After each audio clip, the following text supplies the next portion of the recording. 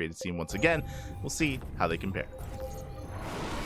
Indeed, we shall. As for the Crow of the Rooster, we begin our match. We're over here in the bottom left-hand corner map, spawning all the way in the bottom left. We have our blue Terran player coming out from the land of China, going to be representing Clan FF. Final Fantasy, clearly. 14, I have to imagine. We have...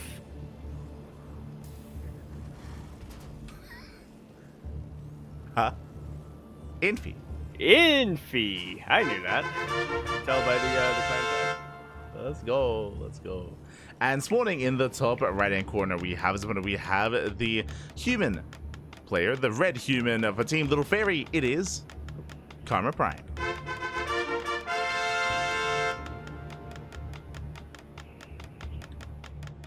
It's actually some pretty good ASMR listening to the human. Yeah. Its build. Work. Yeah. Zug.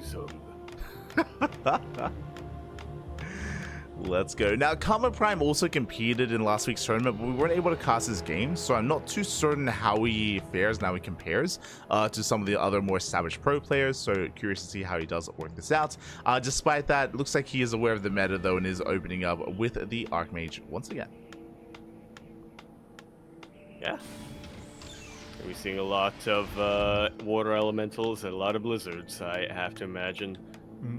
I just moused over to some of the other hero units that humans have here. Blood Mage is one of them, and yeah, it's Kael'thas. God damn it.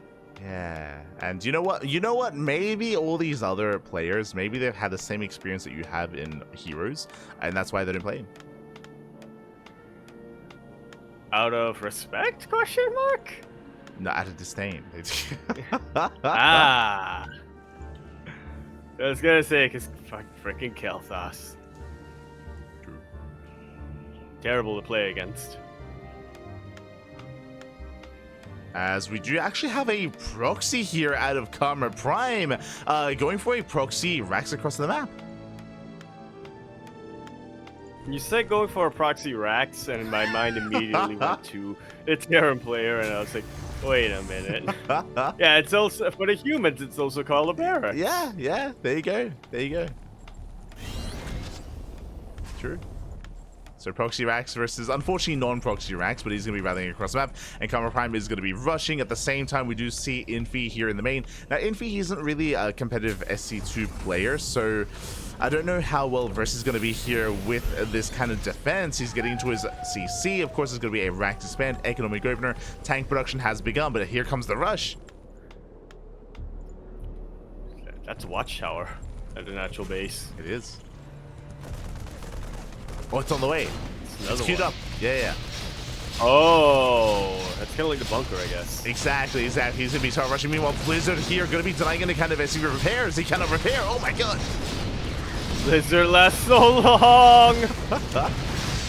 Like Storm, but even higher. Jesus, it really is, as he breaks through the defensive line. Once again, Blizzard here on top of the tank. Tank taking so many hits, so much damage. The tank is going to go down. Will clutch repair. Will keep it alive. At the same time, the turrets, they're on the way. Yeah, slowly but surely.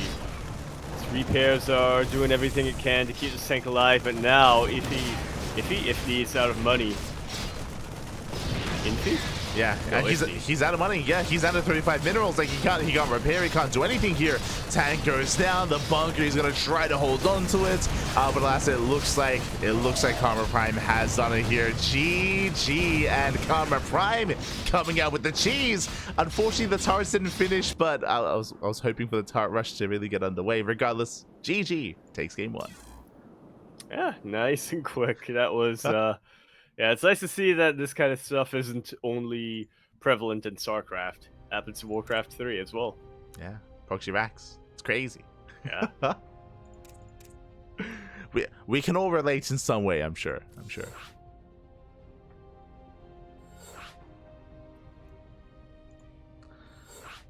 But yeah, GG well played. KarmaPrime does take a lead here. Again, unfortunately, Infi just wasn't really able to get into his own game. The Blizzard was crazy. I don't know if you noticed, but the way that Blizzard works is it's actually a channeled spell, so the Archmage couldn't actually do anything else as he was channeling the Blizzard. But yeah, it's just a really good way to, I guess, to rush in, because it denies kind of any repairs on those buildings, on the depots or on the bunker. Yeah, Archmage, man. Kind of busted. I mean, that was like the first big use of Blizzard that we saw. Like, I know we saw it like once before, really, but yeah, we've never seen a player open Blizzard like that. So yeah, just really good use of, I guess, the spell, being able to use it to rush. Yeah, I can't imagine that we're going to see that too often, too many more times. I do feel like that's something that's a lot more map dependent. But regardless, we're going to be getting our answer as we load into not Snowpiercer. Frostline. Frostline for our next map, where we get in the bottom left-hand corner map. We of course have our blue human player coming out from the land of China. He himself is a Warcraft 3 pro, multi-race Warcraft 3 pro, now opting for humans. He is of course going to be representing Clan FF, Final Fantasying it up. We have Infi. And spawning in the top right-hand corner, we have the red Terran player, the SC2 Terran for Team Little Fairy. It is a KarmaPrime.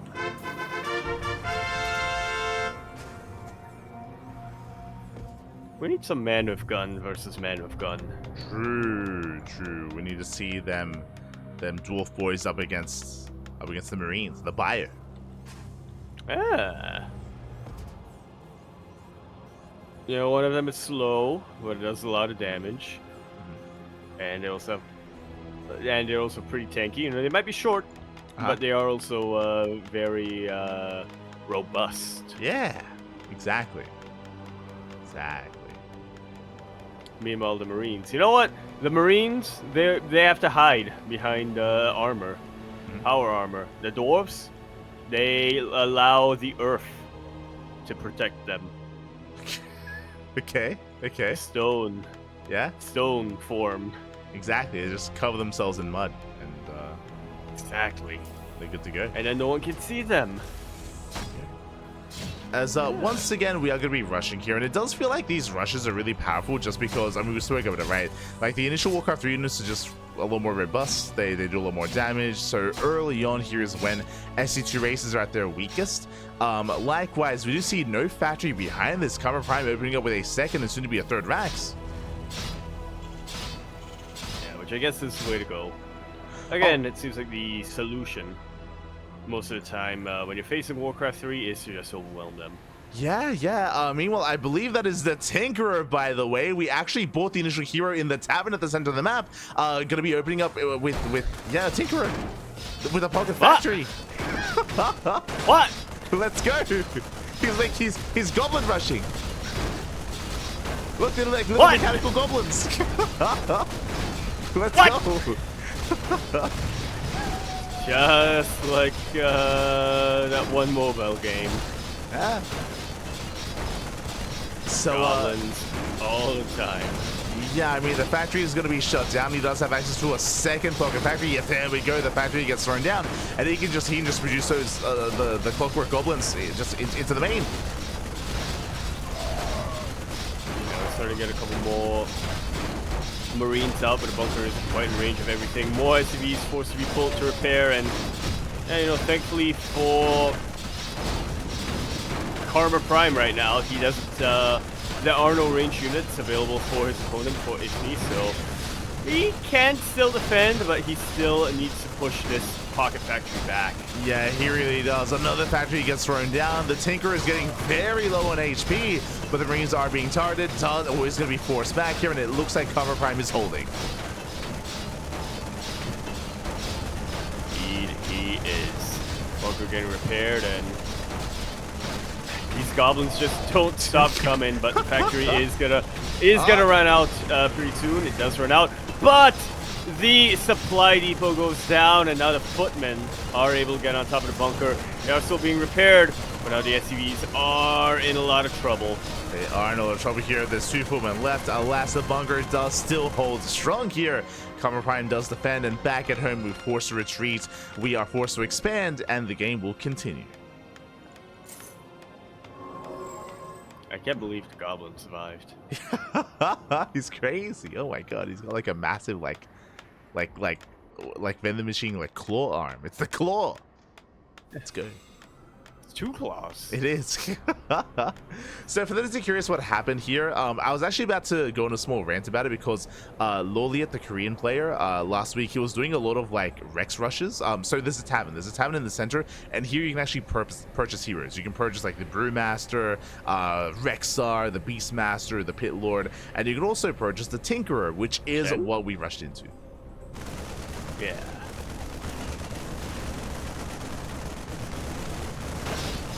I'm just mousing over these and looking at, trying to remember who each of them is. Fair enough. I mean, we're rushing into the main base once again. The Poker Factory gets thrown down, and GG gets caught as this time the re-wall was not there. The depot was left down, and in the end, we tie things up 1-1. GG, the rushes. They don't stop coming. They don't. GG, well played. Again, it was an impressive initial hold by KarmaPrime, but as we saw, he didn't re-wall. After the initial defense, he did not have another depot there, so we just walked right into the main base, Pocket Factory, into the mineral land as well, and with that, we're going to the ace match. Here we go. We wouldn't have it any other way. So reminder, the winner of this will move on to face Maxed in those grand finals. But yeah, like that center tavern does add like a lot more variety to some of these games, because it means that sure, you can open standard, you can make your own hero, or you can just like rush into the center of the map. You can buy like a custom hero or like a neutral hero, I guess is what they're known as. And yeah, there's rushes like that available to you as well. Like the Pocket Factory was crazy. I've never seen that before. Pocket Factory in the base. That's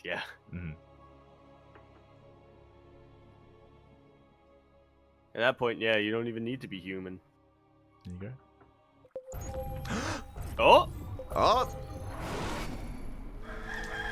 And speaking of not having to be human, we're going to be continuing our series now on King's Cove, or Kairos Cove, if you prefer. We're here in the top left-hand corner map, spawning all the way in the top left-hand corner. We, of course, have our green? No, blue Night Elf player coming out from the land of China. We have the multi-eraser himself, going to be representing Clan FF. Final Fantasying it up. He is Infi. And spawning in the bottom right-hand corner, we have the SC2 Terran player, the red Terran representing Team Little Fairy. It is KarmaPrime.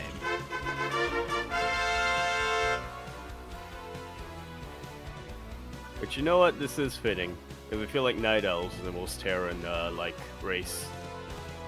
I mean, they got a lot of archers. True. They can lift their buildings. I guess. Well, some of their buildings. At least they can lift their trees. Base. Yeah, they're true. Yeah. They can lift some of the buildings can be lifted. They can be uprooted. You're not wrong. Yeah, I mean, we haven't really seen too much macro so far. I mean, I say that we did see it in Maxed's series, if you recall, when he was playing Protoss. He was able to like fully max out even with his Protoss army. But outside of that, we haven't seen too much in this series. We've seen a lot of rushes, and I'm hoping we can slow things down a little bit as we have our initial hero of choice going for the Warden. Yeah, naive. Yeah, there you go. You're not prepared. Ah. And I'll be honest, even though we were able to I cast... don't remember what else he said. It's the only one that comes up. Even though we did cast some Night Elves last week, I actually haven't seen the Warden in action. I do know that they have like a Phantom Knives AoE ability, and I think they have an evasion ability as well, but I'm curious as, it looks like we do aggro the mercenary camp, and we actually use the Ancient of War to help deal with this. The big one. Yeah. It also has a defense. I like that. Imagine if all your buildings had turrets on top of them. True.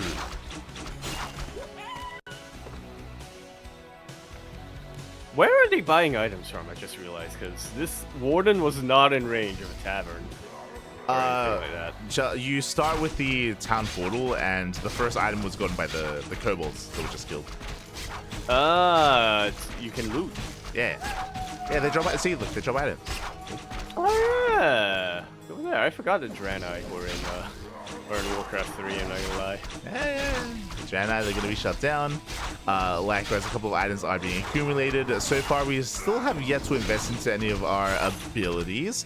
But we, did you see, we do end up buying our first items here, and we can now expand, take our natural base. Likewise, across the map, KarmaPrime going to be opening up with a 3 ranks into Stim. Huh.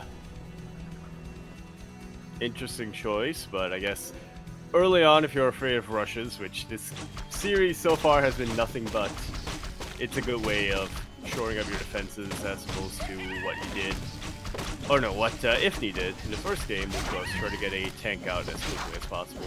True. Yeah, exactly. All about that buy when said with those bunkers.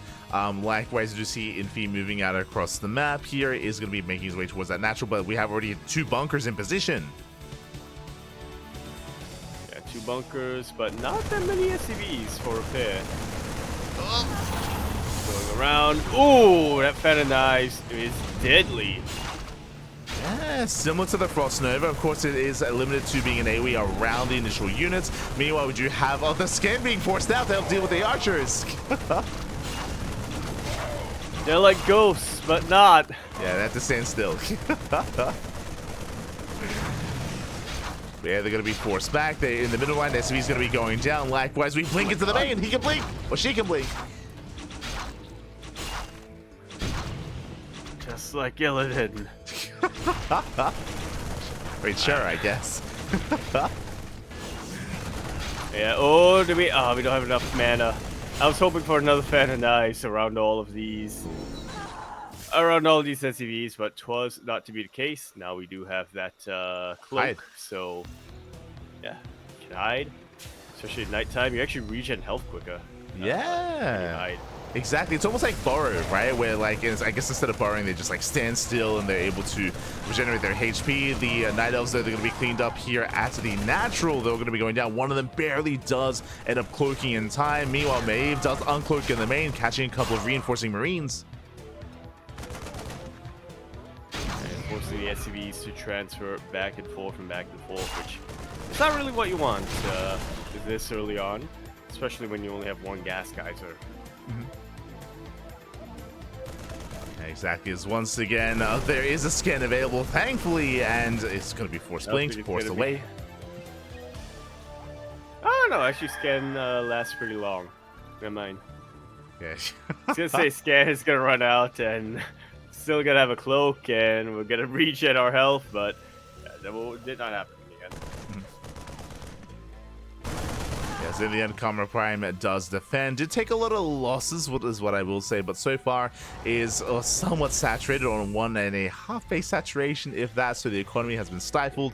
Back at home, we do see the Infi looking quite solid here in regards with the economy. We do have Sim though for KarmaPrime, so we're looking to move out pretty soon by the looks of things. Yeah, Stim is done. We have the factory on the way. We might want to wait for medevacs. We'll see if we go for the starport and wait for any kind of move out. For the time being, the Marines are staying back at home. And once again, we do see Infi reinforcing with those Night Elves, with those archers, and actually does once again purchase a Tinkerer. The Pocket Factory. This is getting out of hand. Yeah, it is getting out of hand. Yeah, now there are 2 of them. No. Now there are 2 of them. Once again, they just rush past the bunker into the mineral line. Oh, ooh. No massive Phantom Knives. The rockets to clean up the weakened SCVs and Marines is absolutely insane. There's a huge concave for our Red Terror player, and yeah, it's doing quite a lot of damage, but nowhere near enough. This is a leveled up Warden with really strong abilities and really strong item build. All the Marines die. GG is called. Infi gonna be taking that series 2 To 1? 2-1. Yeah. 2-1.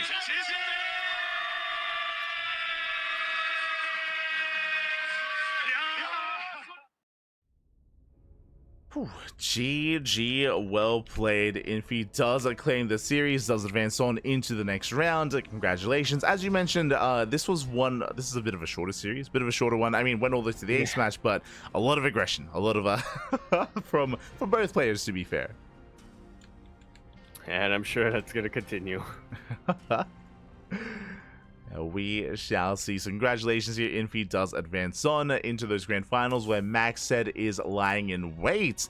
And we'll see how they compare. Again, we did get to see some macro previously when Maxed was able to play Protoss, so I'm hoping to get a bit of a longer back and forth between these two players. The exciting thing as well is that both these players are ex or even current Warcraft 3 competitors, so both of them I'm sure a lot more well versed in the ins and outs of the Warcraft 3 races. So yeah, I'm hoping for a more back and forth. We'll see though. We'll see. Yeah. I'm hoping for some orcs.